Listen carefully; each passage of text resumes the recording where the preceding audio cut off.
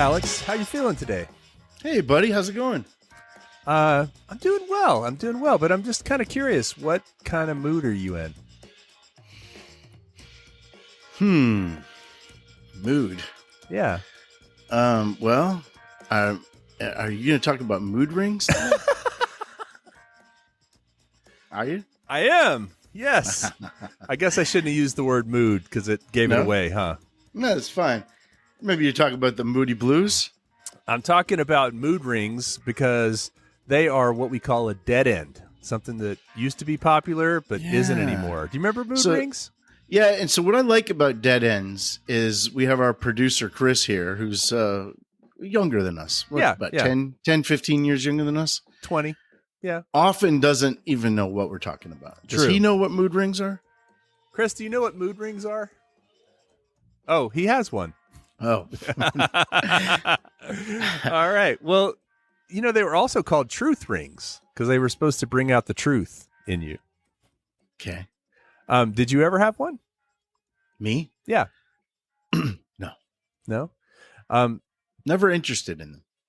Now I'm fascinated with Chris having one, but I'm not interested in having one myself. There was a guy named Josh Reynolds and another guy named Maris Ambatz, and they were credited with inventing the mood ring. You want to take a guess at the year that they kind of became popular? Seems like a 60s, 70s kind of thing. Yeah. I'm going to guess 1967. 75. Oh, 75 in New York. This was a little post-hippie time. There was also a jewelry designer that it's also kind of came out with them at the same time. But the thing that they used is they used this thermochromatic temperature sensing material that had been mixed with other material to make these mood stones. And the whole thing was they changed color based on the wearer's finger temperature. So warmer would make it change one color, cooler would make it change another. And it really kind of caught on during the 70s. It was very popular. If I had been older when they came out, I might have been more into it. But, not much for me there as a little kid. But now it would be kind of a cool thing. If those came back, I'd probably be into that. They did have a good run, but they definitely fell away pretty quickly. Some of the people that made them would make them in out of or apply these thermochromic liquid crystal stones onto silver or onto gold. And so really the material that would sense your temperature and change color, that in itself wasn't that expensive. It was where it was placed, what kind of material they were used for the actual ring itself that made the difference. But these things also didn't have a very long shelf life. This thermochromic liquid crystal only would work for a year or two before it would just kind of like lose its. It was one of these things where kind of like a helium balloon, if you have a helium balloon in your house, a couple of days later it starts to droop. But in the tech world, they call that planned obsolescence, right? You want things to not last forever, right? Yeah. That's why you can't get to the battery in your iPhone. Yeah, that's true. Maybe they were ahead of their time with this planned obsolescence. Now, do you know the different color meanings of the mood ring? Well, first of all, let me ask, was there really any science backed behind this? No. It doesn't seem possible. No science whatsoever. It all it had to do with was your temperature. And so supposedly, if you were more stressed out, your temperature might go up a little bit, right? You've got a little higher blood pressure, your temperature's going up. Would the external temperature also affect it? Because I would think that if you're down here where we live, it would never get to those cool temperatures, right? It would always be in the. That's a good question, whether or not it was an absolute temperature or relative to what it had been. I don't know. Or really just on your galvanic skin temperature, right? Yeah. Because you're supposed to be 98.6 generally, right? The human body. So I'm guessing that the red was probably the anxiety or anxious or. No, red was actually passionate, aroused, or angry. Okay. Okay. Well, that's a wide range of things, though, right? That's a wide range. If your girlfriend, her ring is red, you could either it's really, really good or really bad for you, Right, right? right, right. It wasn't exact. It was not exact at all. It was, I Okay. guess you'd call it almost like a generalization. It was kind of all right, it's going to get you in the ballpark of how this person feels, right? Um, Either hates you or loves you. That's not really the ballpark, but I get you. Apparently, it could turn gray, which would be nervous or anxious. Mm. Do you remember blue? Blue was kind of a common color for mood rings. Our babysitter when I was a little kid, Brenda Bulott, she had a mood ring, and I remember she was really proud of it. This was in early, well, I guess late 70s, 78, 79. Blue was calm, relaxed, and peaceful. Oh wow! If did you ever see that as the person she was taking care of? I bet you never saw that. Oh yeah, yeah. She liked to show it to us because she said when it started changing colors, it was our fault because we were being bad. That was. Oh wow! And you bought into that. Oh yeah, oh yeah. That's my biggest experience with the mood ring. And she was a pretty girl. She was probably 16, 17, and I was 7 or 8 years old, and she's got this blue, calm, peaceful mood ring on. Well, yellow was excited or optimistic. Green was normal, average. Like green was kind of middle of the road. I'm guessing there was a scale of colors here, right? That kind of went from the cooler shades to the warmer shades. Sure. And so green was kind of right in the middle. Orange was energetic, excited, or adventurous. Pink was happy, content, or romantic. Purple was romantic, sensual, or mystical. I'm surprised there was such a wide range of these things. I would have expected that they basically always looked brown, and you couldn't ever interpret it one way or the other. Brown wasn't a choice, actually. Yeah, but that's what I mean is that I would think they would always be like indeterminate. Like I'm looking at the mood ring, I can't really tell what color it is, Right? Because it's like a prism, right?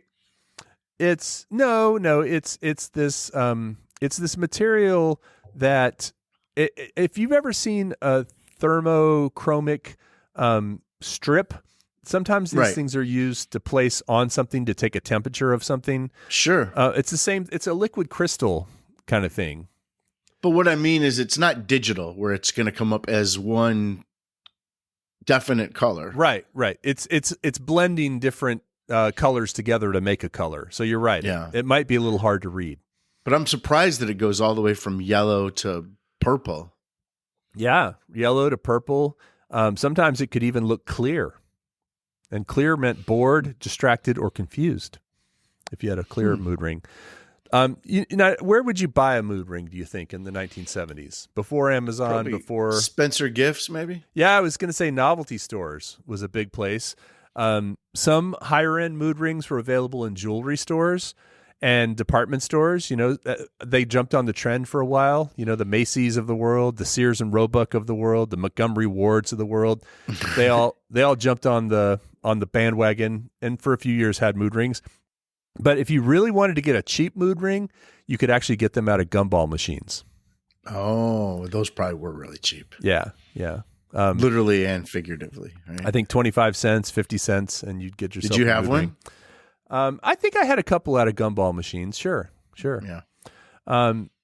They were worn by some pretty highfalutin people in the 70s, though. If you remember a little singer named Barbra Streisand, she had a mood ring. She was a big proponent of the mood rings. I'm guessing our friend John DeLorean probably had one. Oh, I'll bet he had them on all his fingers, every finger, five on each hand. I'm guessing Evel Knievel had one. Yeah, except his was just on the middle finger, and he would give it to you as he went by. What would have mood would hit a bit? Just always angry? Oh, evil? No, I think if there was one for cool, cool and collected.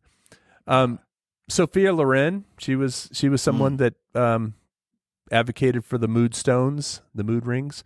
And then more recently, I learned that Harry Styles is big in the mood rings.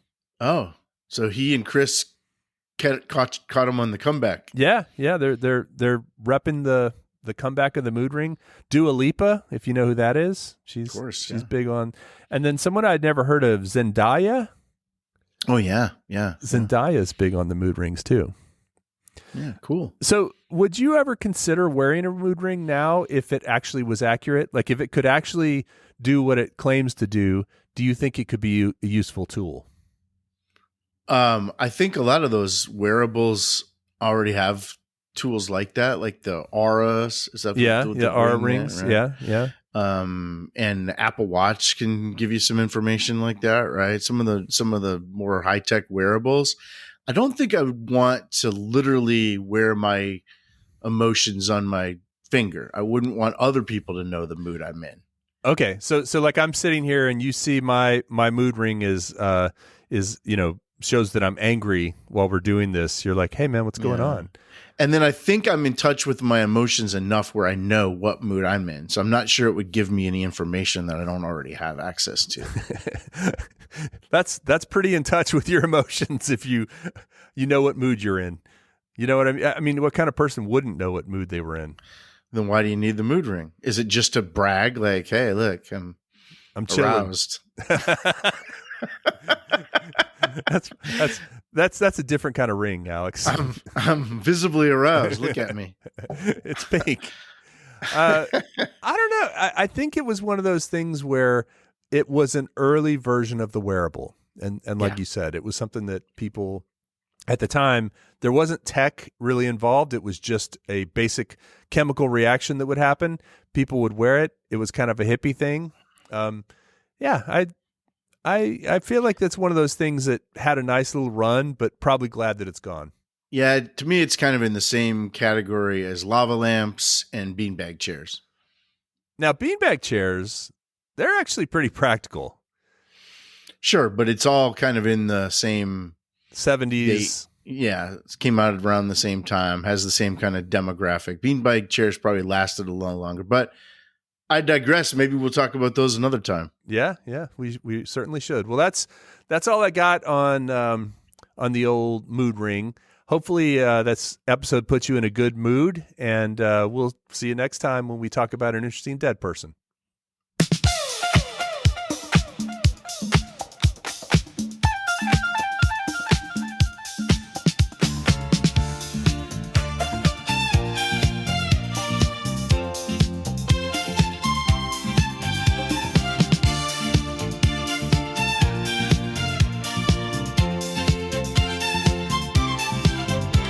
A band of magic on your hand, shifting colors.